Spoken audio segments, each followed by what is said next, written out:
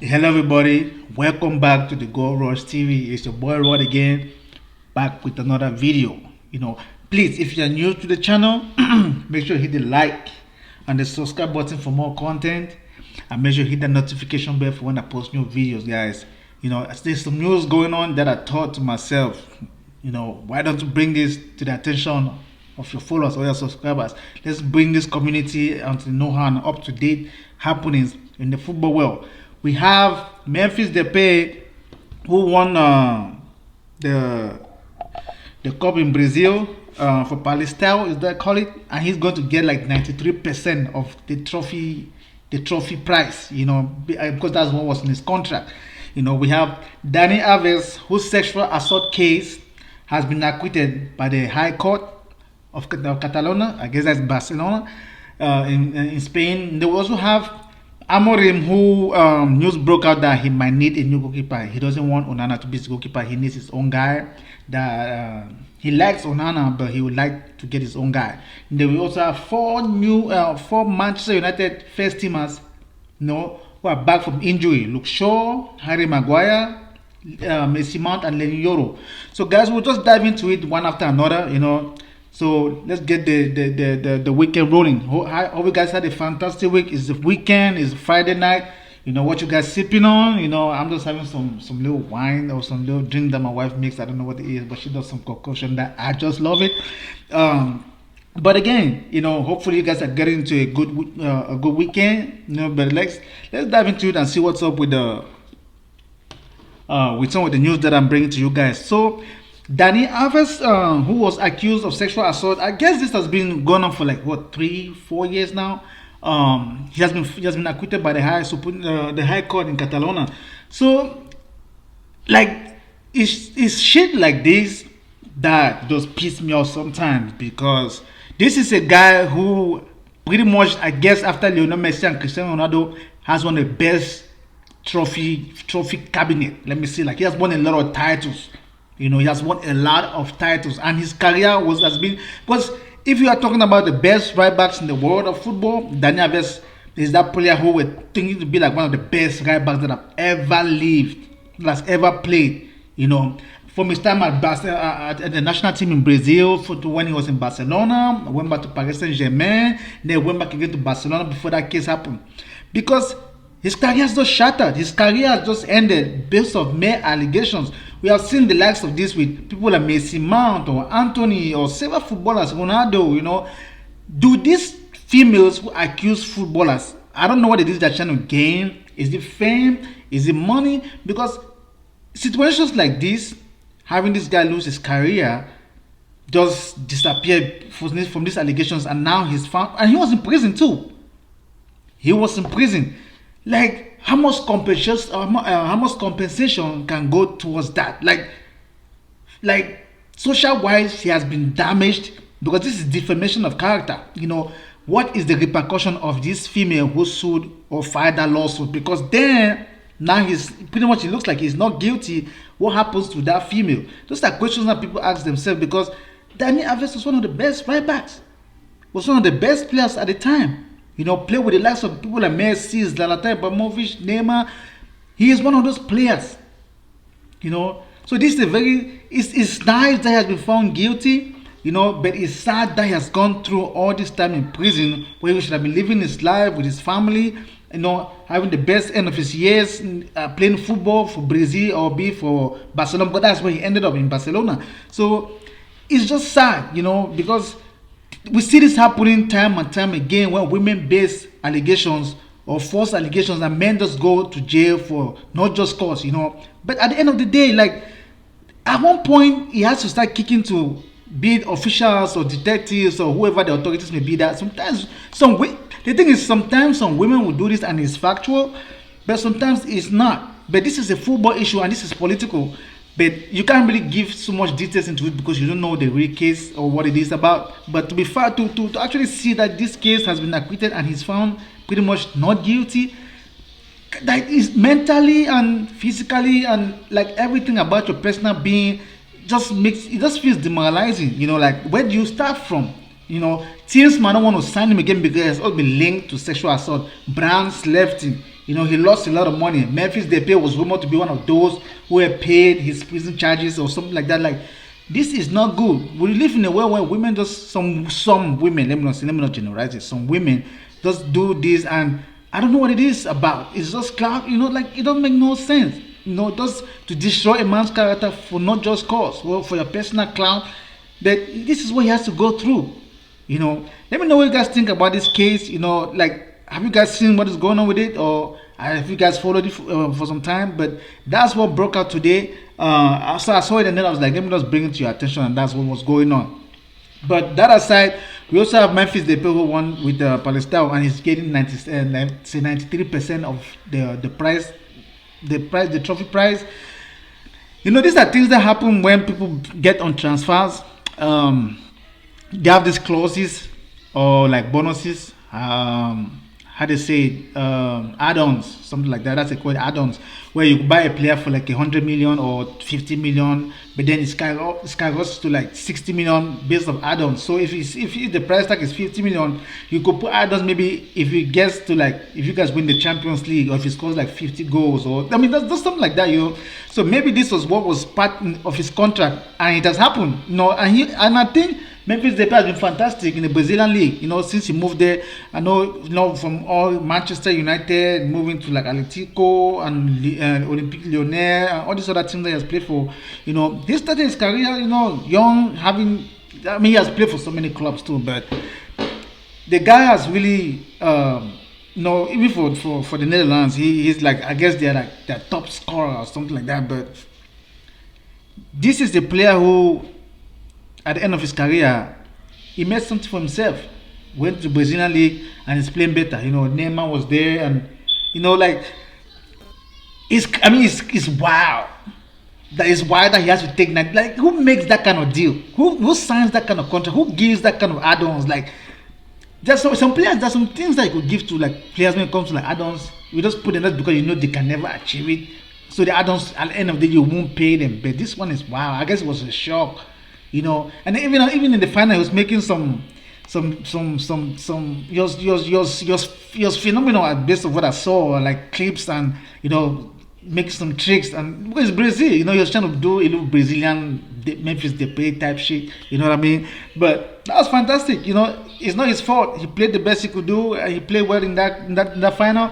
He gets his money. That's what it is. Gets his money. Like that's it with football. There's so much money in football that people just do stupid shit, make stupid contracts, put stupid add-ons. Like, it's one of those situations where it's likely will not happen. But at least this one, it happened for Memphis Depay. So good luck to him. Congratulations to Palestine for Brazil, who won that trophy. And hopefully next season everything goes back better again. And I think Memphis Depay is doing it to the end of his career, so he's just going to Brazilian league to have fun. But most of the players have gone back. Thiago Silva has gone back, Marcelo went back, they retired. You have people like Fernandinho who have gone back. There's a lot of players who have gone back to Brazil and retired. That's just because the league is also popular. That Brazilian league is also popular. But that's the news I got for you from that end of South America. And now let's go back to Manchester United. MUFC, what's going on? Ruben Amorim, those news that broke out. First, I heard it from United Stan, Mark Goldbridge. Shout out to Mark Goldbridge. He's one of the fantastic YouTube content creators.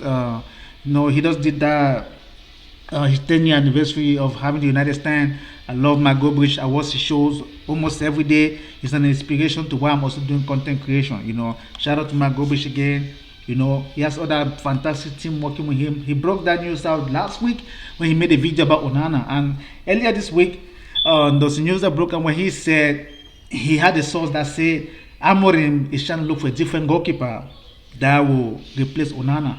But the thing is, they have said Onana doesn't want to leave. Onana is that kind of player who he wants to stay, he wants to fight. Because we can even think about like last African Nations Cup when he didn't go for the Nations Cup because he wanted to keep his place. So he's really desperate to prove that he wants to be a Manchester United goalkeeper.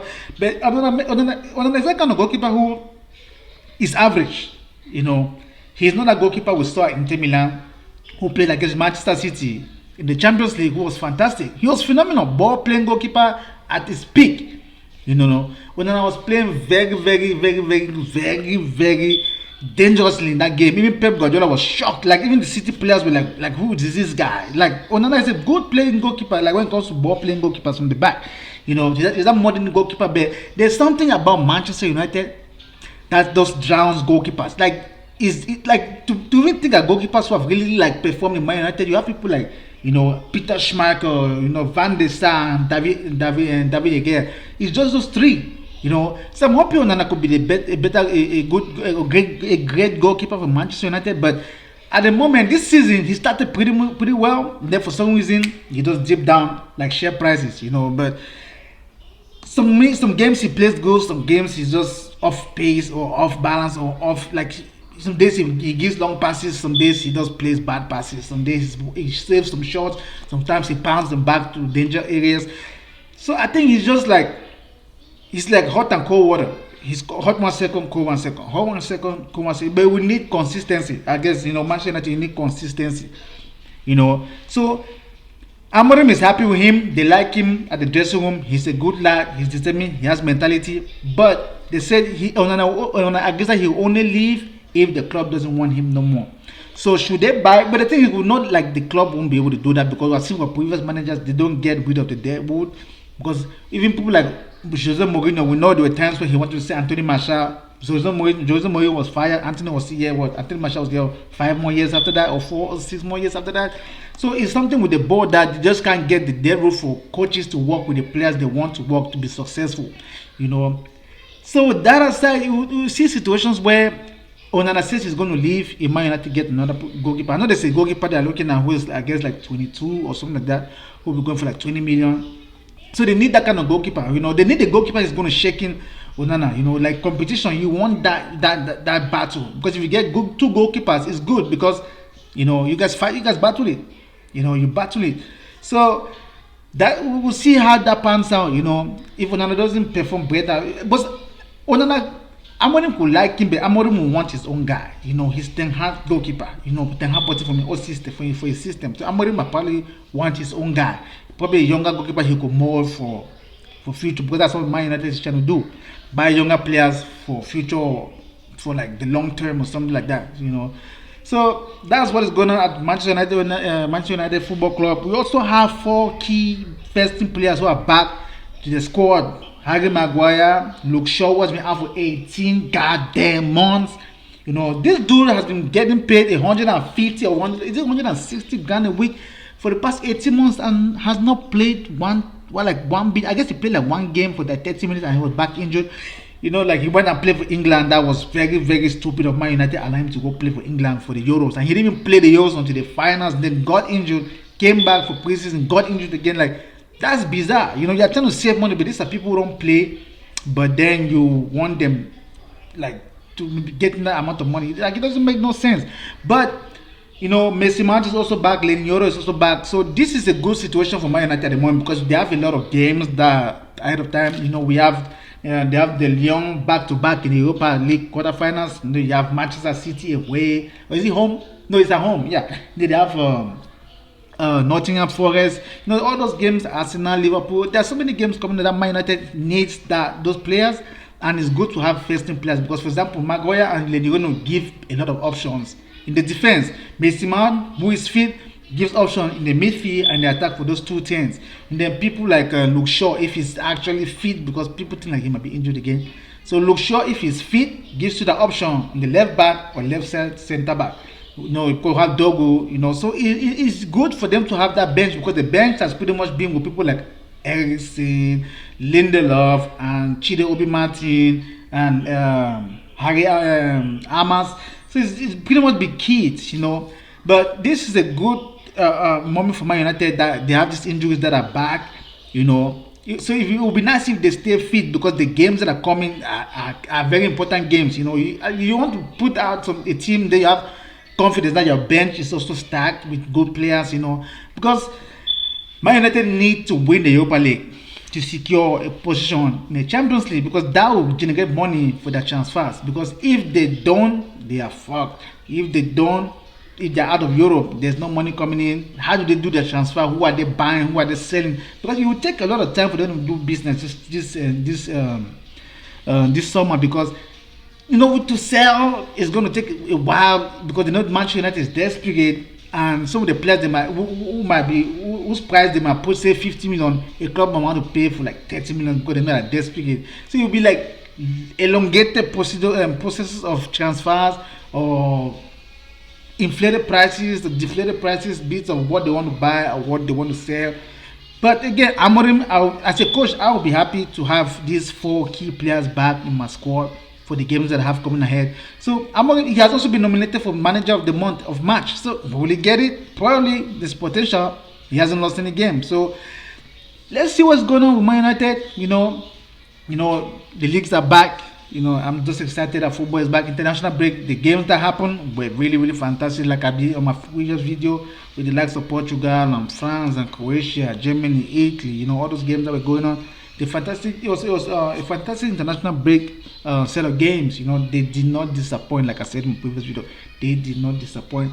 But back again, the leagues are back. Real Madrid is playing tomorrow. Barcelona played yesterday and they won 3-0. We have games, some good games that are coming up, and in the FA Cup tomorrow, Nottingham Forest is playing. What else playing tomorrow? We have Fulham against Crystal Palace. We have Manchester City, who is going to play against Bournemouth. We have Preston against Aston Villa. Is Nottingham Forest playing tomorrow? Yeah, Nottingham Forest is playing Brighton. Yeah. Nottingham Forest playing Brighton. So it's some good games. I'll watch like the Manchester City game probably, because you never know Manchester City these days. But yeah, I'll definitely be watching Real Madrid game. But again, guys, if you're new to the channel, make sure you hit the like and the subscribe button for your boy. We reached 60 subscribers. We're on our way to 70 subscribers. Make sure you hit the like and subscribe button for your boy. I do appreciate for all those who love the content and who are showing love. Hope you guys have a good and fantastic weekend, and I'll talk to you guys in another video. Good night.